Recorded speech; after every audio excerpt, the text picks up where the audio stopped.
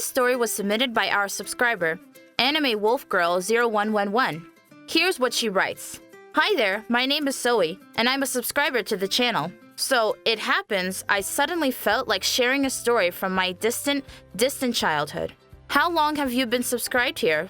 If not, it's easy to fix. You just need to click on subscribe, the bell, and then you'll see the funniest stories. And who knows, maybe your story will end up here too. When I was about 5, my parents and I lived on a farm. I was terribly bored there. I had to entertain myself somehow.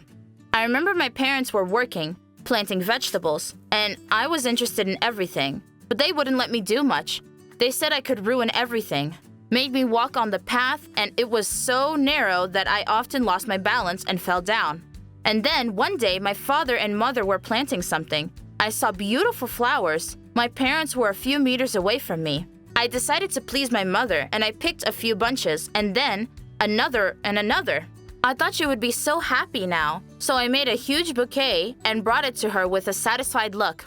And my mom was like, "Daughter, those are our onions!" I turned around and saw that I'd plucked everything they'd grown. It was quite a fiasco. I was grounded and left in my room, but I was so bored. The minutes went on forever, and then my new friend, his name was Tony, came to see me. He was a bully, but he was fun to be around with. We sat on the porch chatting about clouds, and then I heard a gurgling sound in my stomach. Tony asked if I had anything to eat. I ran to the kitchen and pulled out some bread. Tony said it wasn't good and then ran off somewhere. I waited for him for a very long time, and suddenly he comes in with a huge loaf in his hands. I picked it up, and it was so warm and crispy. It was amazing. I didn't know where he got it from, but I didn't really care. The two of us sat down and ate the loaf, savoring it slowly. I didn't even need to add anything to the bread. It was so good. The next day, Tony offered to eat the loaf again, and again he brought the freshly baked bread. When we ate, I asked him where he got it from. He took my hand, and we walked across the field. I came across Mrs. Hardy's old house. "Oh no, what are we doing here?" I asked my friend, and he said, "You wanted to know where I got my bread from?" I froze in horror, because Mrs. Hardy was not just an old lady. She was a cannibal. It was rumored in our village that she once had 3 grandchildren, John, Mary, and Martin. She used to chase the children around the house. They did all the work, cleaning, washing, even cooking. And after all the children were the same age as us, I heard from the neighborhood children that John once cleaned the cooker and spilled ashes on the floor on Granny's favorite carpet. So she cut his hands off and hid him in the cellar. And when Mary was making soup, she oversalted it, for which she was shaved bald. And little Martin broke a plate when he was washing the dishes for everybody, for which Granny starved him and hid him in the same cellar. We were all afraid of Mrs. Hardy, and nobody went near her house because they knew how it might end. And Tony was new, had only just arrived, and hadn't heard anything about it yet. I wanted to tell him, but he'd already run inside the house. "Oh no, Tony! Mrs. Hardy will be back soon. She doesn't leave the house for long. Tony! Tony!" I shouted. Out of fear, I ran back home. At first, I wanted to tell my parents, but if they found out where we were, they would punish me. I walked from corner to corner, and then, just as I imagined what could happen, the old granny comes back into the house and sees Tony eating her buns. And then she grabs him and roasts him for dinner. Oh no, she's gonna eat him like her grandchildren. That's why they haven't been seen for years. I had to do something. I took a breath, found my father's helmet that was lying around in our house, tied it very tightly around my chin, grabbed the biggest stick in the shed, and went to Mrs. Hardy's house. My heart was beating harder than usual.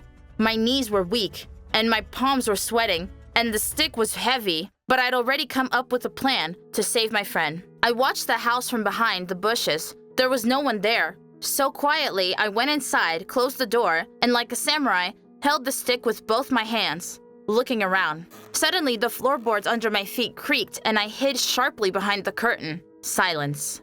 I looked around and walked on. Suddenly, I heard the sound of pots making noise, and something heavy falling down. Bam! Oh no, she's already fried Tony! In a second, I ran into the kitchen with my eyes closed, and as I shouted, "Don't eat him, Mrs. Hardy!" When I opened my eyes, there was a normal, non-fried Tony sitting on the floor, eating her chocolate butter loaf. He looked at me like a fool and then silently held out the sandwich he made and was like, "Do you want one?" "Are you out of your mind or something? Let's get out of here. The old lady will be right back and cook us for dinner," I told him.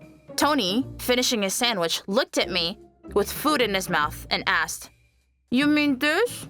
This food is made of people?" I slowly nodded my head, and he started spitting. We had gotten up from the floor, and then we heard the door open. "Run!" I whispered. Tony and I rushed to find a hiding place and hid under the table. Good thing there was a long tablecloth on it. The heavy footsteps could be heard next to us. I lifted the tablecloth a little and saw her pacing back and forth, and then was like, "What the hell is that?" She saw uneaten bread and chocolate paste on the floor. Tony was shaking with fear. I was pointing my finger at him. "Shh."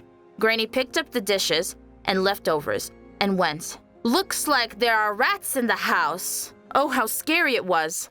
"I'll chase them out quickly now." She came out of the kitchen.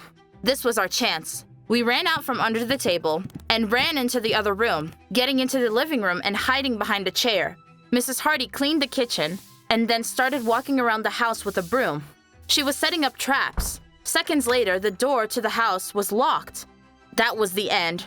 I was already mentally saying goodbye to my family. I imagined Mrs. Hardy standing over my grave, eating a loaf and laughing. Ugh, gross. Then, the old woman picked up a stick and started hitting it at the furniture, chasing the rats away. She was already a couple of meters away, and then Tony couldn't help himself, and there was a long, prolonged The room reeked of chocolate paste fart.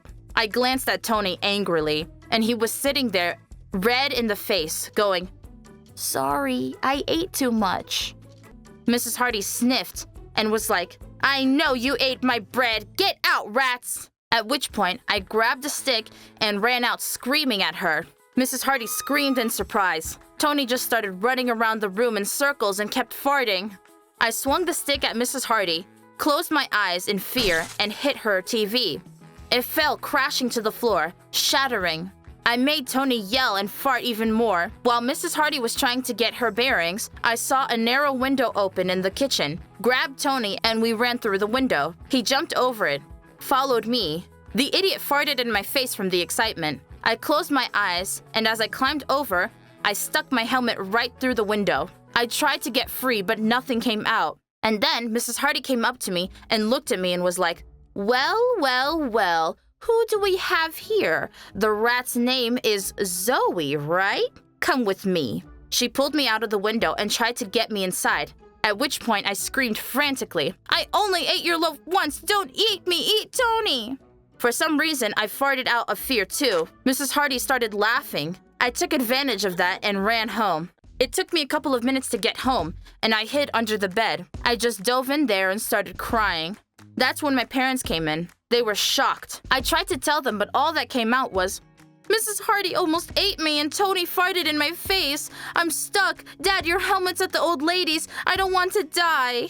I was having a real tantrum. Just then, the bell rang in the house. My dad opened the door, and there was an old woman standing. "Get out of here, you cannibal!" I yelled. But my parents reprimanded me. Anyway, it turned out that these rumors about the grandchildren were nonsense. They had just gone to see their parents. Mrs. Hardy was waiting for them to arrive and baked their favorite bread, which Tony and I ate. We also had to buy Mrs. Hardy a new television. She wasn't as scary as everyone said, but we didn't steal any more bread from her. That's the story from Zoe. If you liked the video, then please leave a like and comment down below. Don't forget to subscribe.